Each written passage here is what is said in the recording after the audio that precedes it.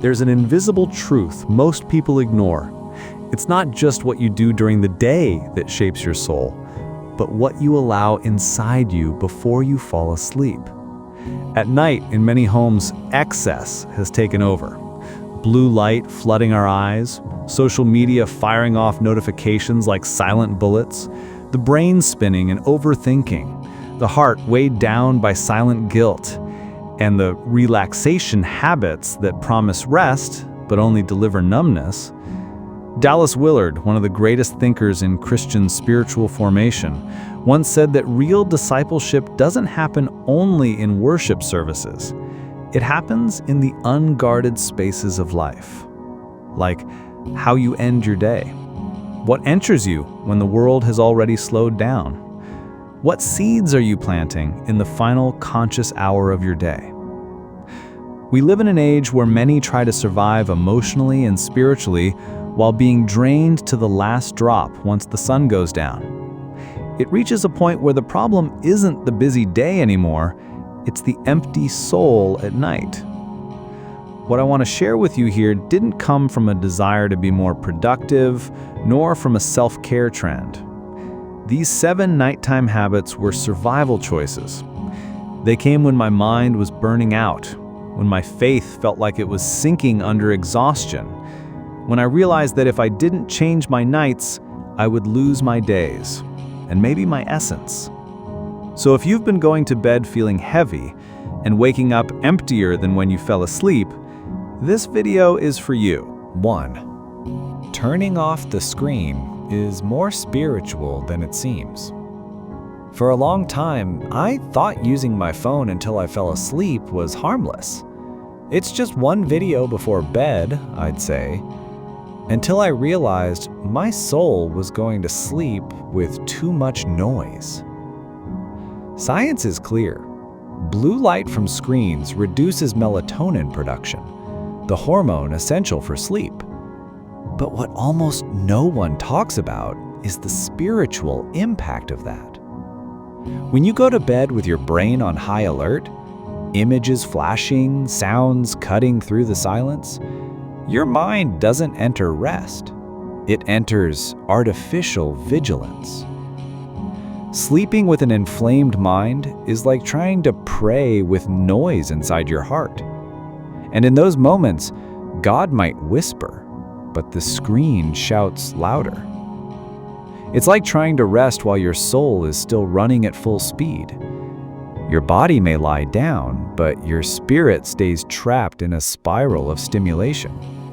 And the next day, you don't understand why you wake up tired, even though you slept. When I started turning off all screens at least 30 minutes before bed, something changed. The silence felt strange at first, but over time, the strange became sacred. Disconnecting from screens wasn't a religious ritual, it was a spiritual act. A moment of reverence between me and God. A quiet way of saying, Lord, now it's just you and me. 2. Writing before bed brings more clarity than praying with a tangled mind. Sometimes I would kneel at night to pray, but my mind was so tangled that no words made sense. It felt like trying to hear God through a storm of inner noise. That's when something simple saved me. Writing. Nothing complex, just 3 senses. What I felt, what I learned, what I surrendered to God today. This practice was a turning point. I discovered that the brain needs closure at the end of the day. When we write, even just a few words, we help the mind organize the chaos. It's like stepping out of a dark room and turning on the light. Spiritually, this has deep roots. The psalmists did this all the time.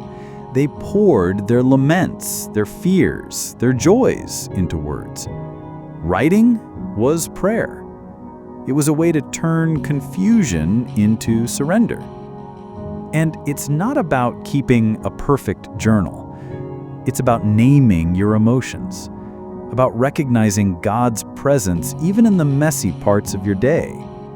Since I started writing before bed, I noticed my prayers changed. They became more honest, more simple, more light.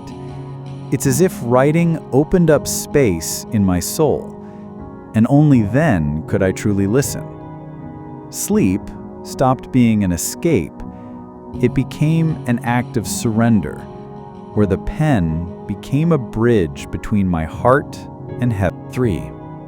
Reviewing your words at night is a form of practical confession. There's a kind of guilt that doesn't scream. It whispers deep in the conscience when your head hits the pillow. And more often than not, it's tied to what we said or failed to say throughout the day. I started setting aside just 2 minutes before bed for something that seemed insignificant, but changed my heart, revisiting my words. How did I speak to people today? What came out of my mouth?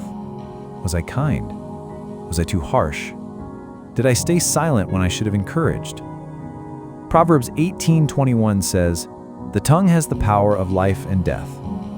That's not just an ancient saying, it's a spiritual diagnosis. Our words either heal or poison.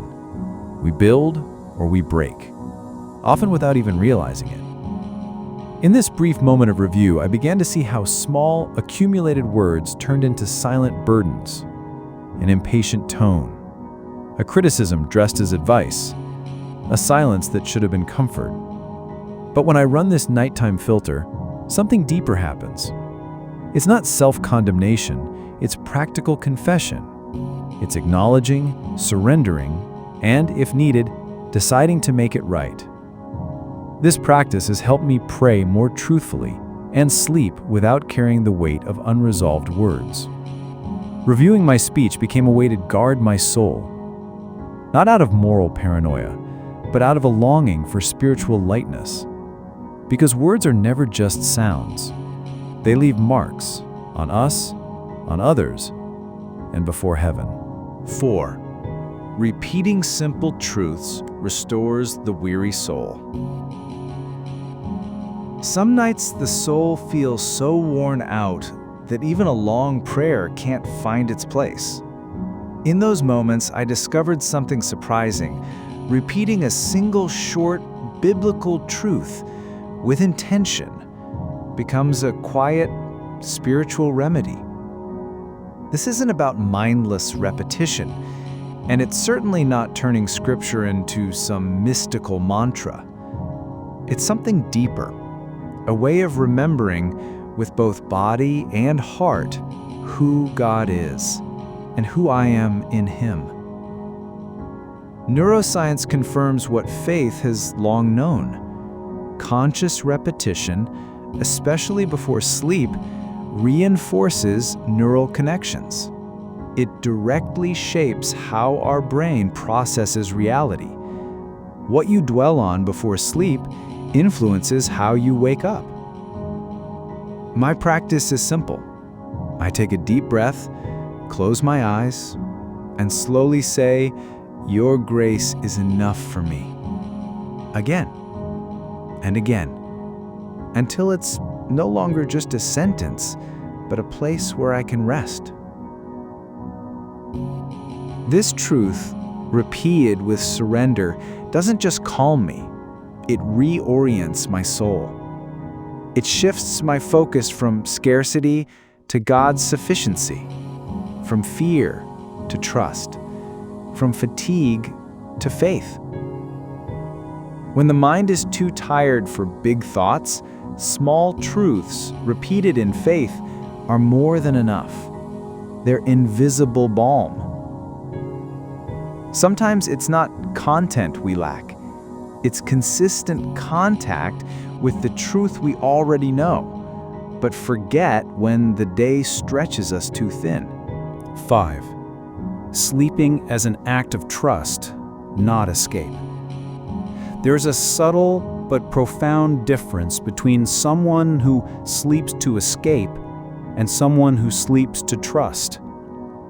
For a long time, the pillow was just a hiding place for my exhaustion, a space where I simply shut down. But that kind of nighttime escape never really healed anything. It was like trying to hide a mess by shoving it all under the rug.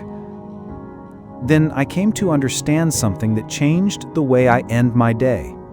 Sleep isn't just a physiological act, it's a spiritual one, and often it's an act of faith.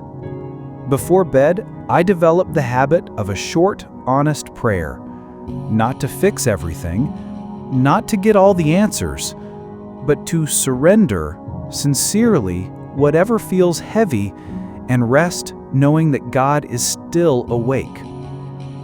Psalm 4:8 says, "In peace I will lie down and sleep, for you alone, Lord, make me dwell in safety." That's not the prayer of someone who figured everything out. It's the prayer of someone who chose to trust even without understanding it all. In that sense, sleep becomes a symbol of dependence, a reminder that it's not my watchfulness that holds the world together, not even my own life. As my eyes close, my soul opens to trust.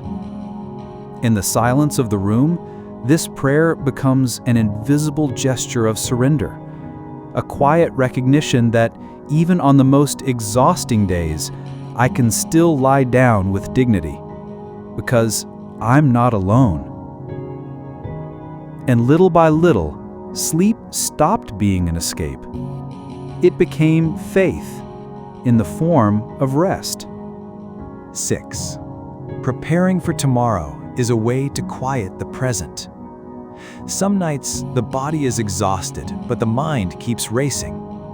The head tries to anticipate everything: tasks, conversations, pressures, unexpected turns.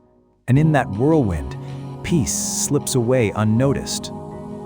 I discovered that preparing for tomorrow, even just a little, is more spiritual than it seems.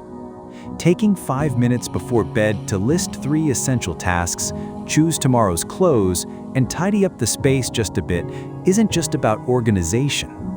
It's a silent declaration: chaos will not rule my day. From a neurobehavioral perspective, the brain interprets these small actions as closure, a way to complete the cycle. This reduces anticipatory anxiety. Spiritually, it echoes what Proverbs 21:5 teaches: the plans of the diligent lead to abundance. Planning with gentleness is a way of telling your soul, you can rest now, everything is being cared for. And when this becomes a habit, sleep stops being an escape from the pressure of the next day and turns into a gateway to renewal. External preparation reflects internal rest. You're not trying to control tomorrow, you're simply choosing to enter it with more clarity and less weight. Sleeping with a plan is very different from falling asleep with a mental list spinning endlessly. A plan brings direction, and direction brings peace. 7. Intentional silence is a wordless prayer. There comes a moment in the day when words become unnecessary, when what the soul needs is no longer more content, answers, or stimulation, but simply presence. It was in the silence that I learned something the noise of the day never allowed. God speaks more through whispers than through noise. Turn everything off. Dim the lights. Sit for 2 minutes in complete silence before going to bed. Just breathing. Just being. At first, it feels like a waste of time. But with time, it becomes a sanctuary. Dallas Willard once said that the deepest Christian formation doesn't happen in the noise of religiosity, but in the spaces where we listen. And silence is that space, not as the absence of sound, but as spiritual openness. Psychologically, this habit activates the parasympathetic nervous system, slowing the body down, lowering cortisol, and creating a sense of safety. Spiritually, this silence is effortless surrender. It's not about doing something for God, but about allowing Him to do something in us. At the end of the day, intentional silence becomes a wordless prayer, a prayer made with the body, with a quiet soul, and a surrendered mind. It is in this space that the soul breathes deeply and remembers, I am cared for, even when I say nothing. In the end, they weren't just habits. They were small anchors dropped each night to keep my soul from drifting away in the sea of exhaustion, anxiety, and modern loneliness. C.S. Lewis once said that every choice we make is shaping us, little by little, into a certain kind of eternal creature. We're either becoming closer to heaven or further away from it. And these choices aren't made only in the big moments of life, but in the small, quiet, almost invisible repetitions of everyday living. That's what the night represents, a hidden altar. Each day, as we close our conscious hours, we consecrate something. We either surrender our weariness to God or unknowingly feed the chaos we carry into the next day. These 7 habits were my response to burnout, not as self-help strategies, but as spiritual breaths. They didn't make my nights perfect, but they helped me reach the end of the day with less noise and more reverence. Because there's something sacred about learning how to sleep. Not as an escape, but as an act of trust. Not like someone switching off the body, but like someone resting the soul. You don't have to end your days as a victim of routine. There is a way to sleep in peace and wake up with renewed faith.